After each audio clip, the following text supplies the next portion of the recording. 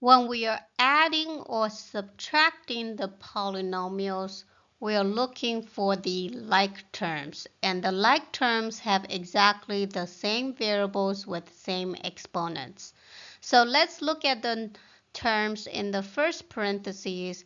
You might be tempted to add 4 and -5 because both terms have x and y variables. However, with the 4, x is squared, and with the -5, x is not. So therefore, you cannot add those two numbers together. So I'm going to rewrite all the terms in the first parentheses since there's nothing I can combine together. And then in our second parentheses, there are terms that we can combine from the first parentheses. So because we're adding here, you simply bring down the sign. You don't have to do anything. So in our first term, 2xy squared, you can combine that with -5 because both of them have xy squared. So I'm going to write that as positive 2xy squared since 2 is positive.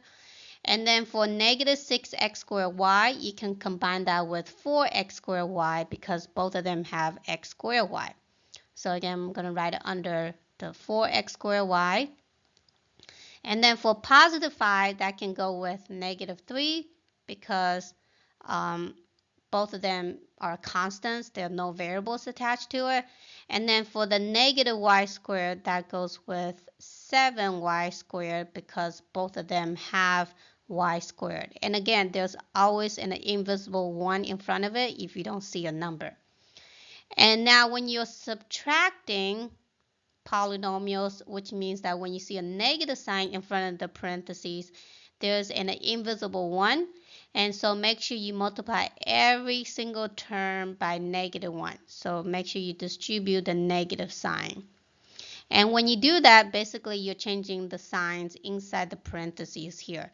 So the positive x squared y, that's going to become -1x squared y.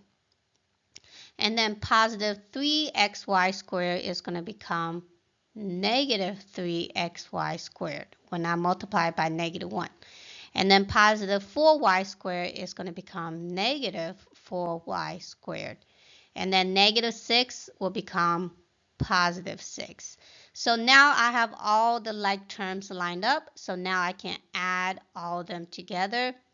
And when you add the like terms, just add the numbers and bring down the variables that they have in common.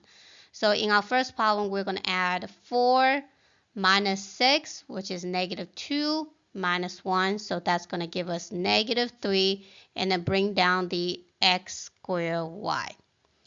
And then for the xy squared term, we're going to add -5 plus 2, which is -3, minus 3, so that would give us -6. And again, bring down the common variables, so xy squared.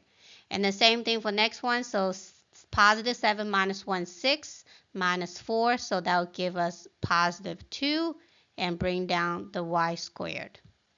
And last one, the constant, so -3 plus 5 is 2, plus 6 is 8. And that's how you add the like terms.